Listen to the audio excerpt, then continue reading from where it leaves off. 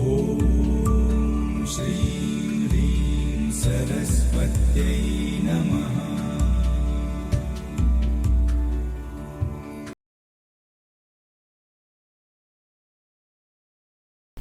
नमस्ते, welcome to history मंत्रा। आज हम पढ़ेंगे कारखानों के बारे में। कारखाने उस समय में फैक्ट्रीज को कहा जाता था।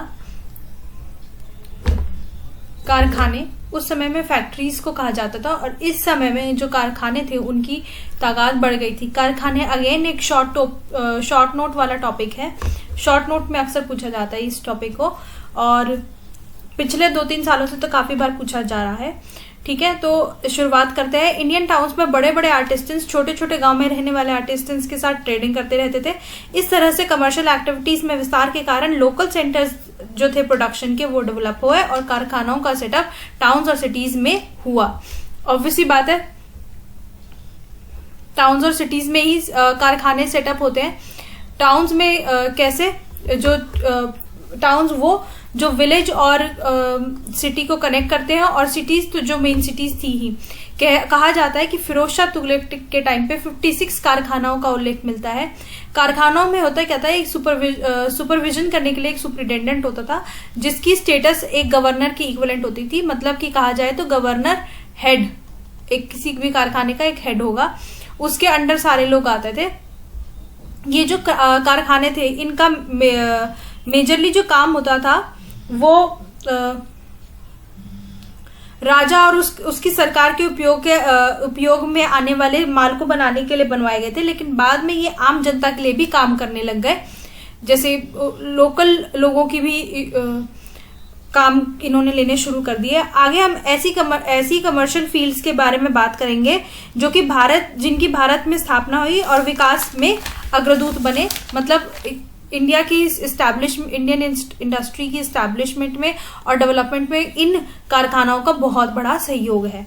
ठीक है, सबसे पहले टेक्सटाइल्स की। भारत में कपड़े के उद्योग और निर्यात की प्राचीनता इस तरह जानी जा सकती है कि प्राचीन दार्शनिक अभिलेखों में गुजरात के बंदरगाह को मुख्य विस्तार निर्यात केंद्र में से एक बताया गया है।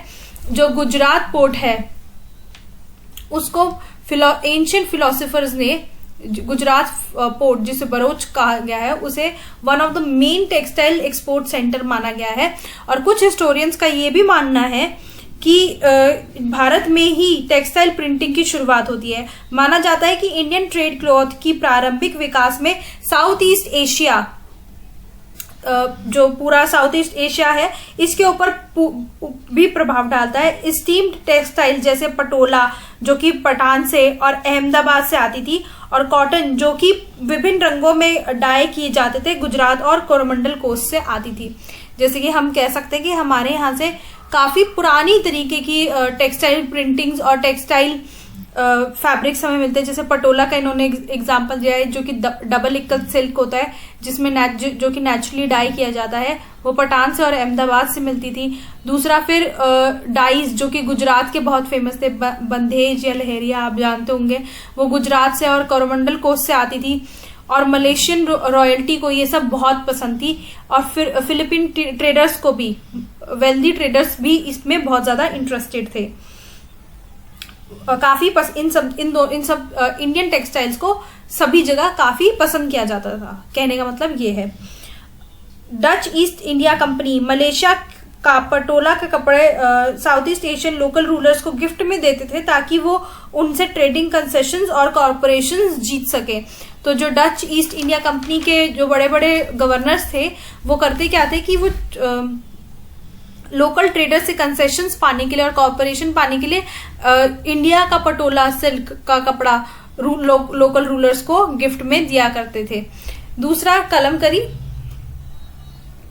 ये एक fine hand print cotton fabric था जो कि गोलकोंडा से आता था, मसूलीपट्टनम में। ये भी बहुत फेमस था,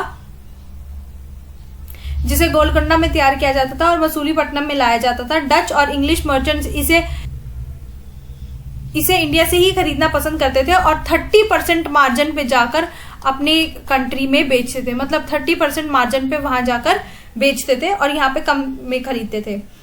कई कपड़े उत्पादक केंद्र कारखाने बंदरगाहों से नहीं जुड़े थे और नए सारे टेक्सटाइल प्रोड्यूसिंग सेंटर्स और कारखाने जो डोमेस्टिक, घरेलू और आंतरिक अंतर्राष्ट्रीय व्यापार के लिए भी सामान बनाते थे। ऐसे दोनों तरीके के कारखाने इंडिया में प्रेजेंट थे, जो कि डोमेस्टिक काम भी करते हो और इंटरनेशनल काम भी करते हो। ऐसे दोनों टाइप के कारखाने इंडिया में उस समय मौजूद थे, नॉर्दर्न में भी और सेंट्रल रीजन्स में भी, दोनों जगह।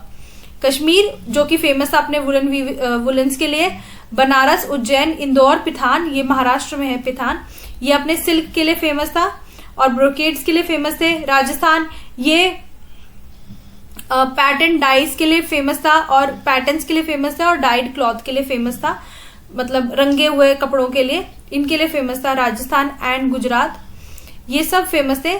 इनमें से काफी सारी सिटीज ऐसी थी जो कि किसी भी पोर्ट के पास या सी के पास नहीं थी, लेकिन फिर भी अपने कपड़े की वजह से फेमस थी। फिर आते हैं कारपेट। 16th सेंचुरी में कारपेट वीविंग इंडस्ट्री इस सब कॉन्टिनेंट में आई। कारपेट वीविंग का जो सिस्टम है वो मुगल कारखानों से शुरू होता है और जिनकी इस मुगल कारखानों में जो कारपेट्स बनते थे, इनकी जो क्वालिटी थी वो इंटरनेशनली फेमस थी। इंडियन कारपेट्स की जो क्वालिटी थी, टेक्निकल स्किल्ड जो कारपेट्स थे वो बहुत ज्यादा फेमस थे। फिर आते हैं डेकोरेटिव क्राफ्ट्स। भारत में शासन करने वाले विभिन्न रॉयल क्लैंस को ने इसे पेट्रेज किया और उन्हें अपनी अनप्रेसिडेंटेड हाइट्स पर लेके गए। बेशक यूरोपियन ट्रेडर्स ने इंडियन क्राफ्ट्समैन की हाई क्वालिटी को पहचानने में कोई कमी नहीं की। उन्होंने अपने खुद के कारखाने खोले जो कि इन डेकनी नोबल्स के और मुगल नोबल्स के कारखानों को टक्कर दे सकते थे। पोर्चुगीज ने हार्डवुड फर्नीचर ये बहुत फेमस होता था पोर्चुगीज में उस समय। हार्डवुड फर्नीचर के को पेटनेज किया। यूरोप की मार्केट में इंडियन फर्नीचर्स की बहुत ज्यादा डिमांड थी, स्पेशली जो इस पे एक्सपेंसिव इनलेज होती थी। इनलेज यानी कि महंगी नकाशियां और जो इनके ऊपर जो मुगल स्टाइल के मोटिव्स होते थे वो बहुत ज्यादा पसंद किए जाते थे पूरे यूरोप में और ये काफी महंगे भाव में वहां बिकते थे। दूसरा एक और था मदर ऑफ पर्ल। ये भी एक बहुत फेमस चीज थी जो वहां बहुत ज्यादा बिकती थी। ये उन सामग्रियों में से एक है जिन्हें डेकोरेट करने के जो फर्नीचर डेकोरेट करने के काम आती थी। दूसरा, इस मदर ऑफ पर्ल को फर्नीचर में यूज करके उसे सजाना ये बाबरनामा में भी रिकॉर्डेड है। एक और एक्टिविटी थी पेपर मैशे की। इसमें होता ये था कि ग्लू पेपर और क्या कहते हैं पानी मिलाकर एक मिक्सचर, वाटर मिलाकर एक मिक्सचर तैयार कर दिया जाएगा। उससे फिर टॉयज, बॉक्सेस ये सब बना दिए जाएंगे और ये काफी फेमस है। आजकल आर्ट एंड क्राफ्ट्स में भी छोटे बच्चों से भी ये कराया जाता है। ग्लू, पेपर और वाटर को मिक्स करके एक थिक सा पैटर्न बन जाता है। उसको फिर हम मोल्ड करके किसी भी टॉयज में, टॉय के शेप में या कार के शेप में या किसी भी शेप में हम उसको बना सकते हैं। ये भी बहुत ज्यादा फेमस था। इसको भी प्रमोट मुगल्स ने और राजपूत्स ने किया था, जो कि 17th सेंचुरी यूरोपियन ट्रेडर्स को बहुत पसंद आता था। ज्वेलरी महिलाओं और पुरुष दोनों द्वारा पसंद किए जाने वाली चीज थी। इनका उपयोग हथियार को सजाने, फर्नीचर को और जहाजों को सजाने के लिए भी किया जाता था। मुगल ज्वेलरी में प्रेशियस स्टोन सबसे ज्यादा इस्तेमाल किए जाते हैं। ये अगर आपने कोई सीरियल भी देखा होगा मुगल्स का, तो उसमें भी काफी चीज दिखाते हैं कि उन्हें स्टोन्स बहुत पसंद थे। तो जो भी चीज वो डेकोरेट करते थे, चाहे वो दीवार हो, चाहे वो बुक्स हो, चाहे वो अपनी ड्रेस हो या कोई भी चीज हो, वो प्रेशियस स्टोन का बहुत ज्यादा इस्तेमाल करते थे। कहा जाता है कि मुगल एम्परर शाहजहां को जेम्स के बारे में बहुत ज्यादा अच्छी नॉलेज थी और अपने कई कारखानों में जो उनके प्रोजेक्ट्स चलते थे वो उन्हें खुद अपने निरीक्षण में काम करवाते थे। नेशनल म्यूजियम में कई सारी ऐसी एक्सक्लूसिव ज्वेलरी रखी है जो कि मुगल्स और राजपूत कोर्ट्स और दूसरे प्रोविंशियल नवाब्स की है और जो कि बहुत सारे अलग अलग इंडिया के हिस्सों से आती है। फिर आती है मेटलर्जी। स्टील का इंडिया में काफी अच्छे से यूज किया जाता था वेपन्स बनाने, टूल्स बनाने और इन सब में, और इसे डेकोरेटिव पर्पसेस के लिए भी यूज किया जाता था। एक बहुत फेमस आयरन पिलर है कुतुब मीनार दिल्ली में, जिसका वेट 6 टन है और इस पे कई 1450 AD तक की इंस्क्रिप्शंस लिखी गई हैं।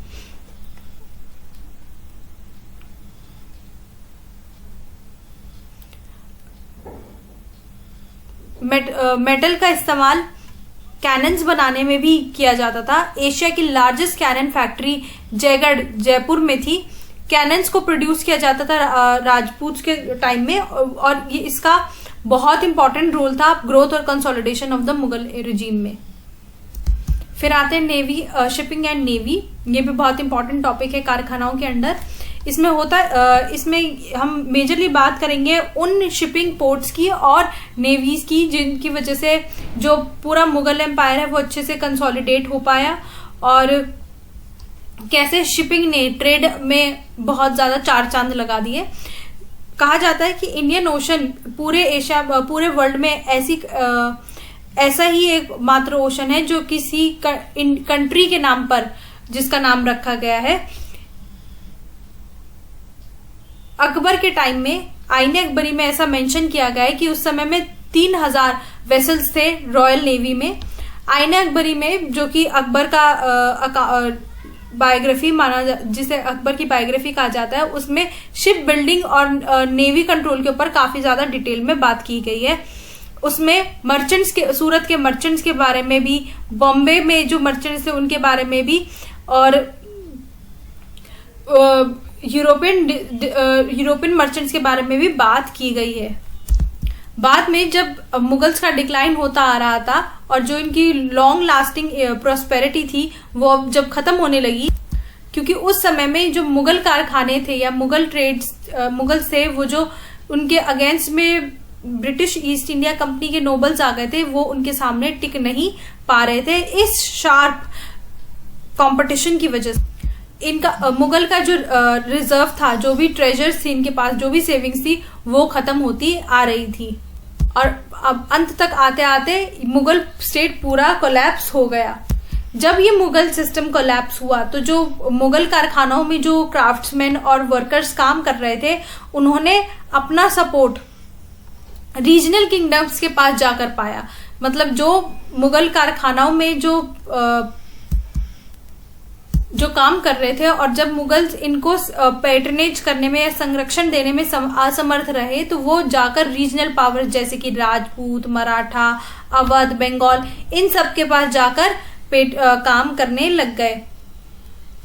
वो ग्रेट ट्रेडर्स जिनके पास पहले मुगल्स की प्रोटेक्शन थी, 18वीं सेंचुरी तक आते आते उनके पास ये प्रोटेक्शन बिल्कुल खत्म हो गई। और जो आर्टिस्टन्स और क्राफ्टमैन पहले आराम से काम करते थे, अब वो बिल्कुल नाम मात्र के लिए बच गए। और यहीं पर इंडियन कारखानाओं का अंत हो जाता है। मतलब एक पूर्ण विराम सा हमें देखने को मिलता है कि इनको क्योंकि कोई पैटर्नेज करने वाला बचा नहीं, इनको कोई प्रोटेक्शन देने वाला बचा नहीं। और 18वीं सेंचुरी में जब ईस्ट इंडिया कंपनी आई तो उनका पूरा मकसद था कि वो आराम से अपना काम करें, ना कि ऐसे कारखानाओं को सपोर्ट करें। ध्यान देने वाली बात ये भी है कि वो जो ब्रिटिशर्स इंडिया में आए थे, वो कंपटीशन के तहत आए थे। तो वो बिल्कुल भी नहीं चाहते थे कि इंडिया की इस तरीके की कारखाना, जिसे हम इंडियन इंडस्ट्रीज कहते हैं या इंडियन इंडस्ट्रियल कैपिटल, किसी भी तरीके से फले फूले या आगे बढ़े, क्योंकि वो कंपटीशन मानते थे इन लोगों को अपना। तो ऑब्वियस सी बात है, वो इन्हें सपोर्ट तो करेंगे नहीं। जो मुगल रूलर्स थे, उनका मेन काम क्या था कि उन्होंने जो भी वेल्थ एक्वायर की थी यहाँ से, वो इंडिया में ही वापस रीयूज कर दी थी। ये कहीं बाहर लेके नहीं गए थे। लेकिन ब्रिटिशर्स ने दूसरी तरफ क्या किया कि यहाँ से जितनी भी वेल्थ थी ले ली, और एक ड्रेन ऑफ वेल्थ वाला जो कॉन्सेप्ट हमें पता है कि यहाँ से जितना भी हमारा मनी था, वो एक ड्रेन इस पाइप के तहत जाकर इंग्लैंड में चला गया।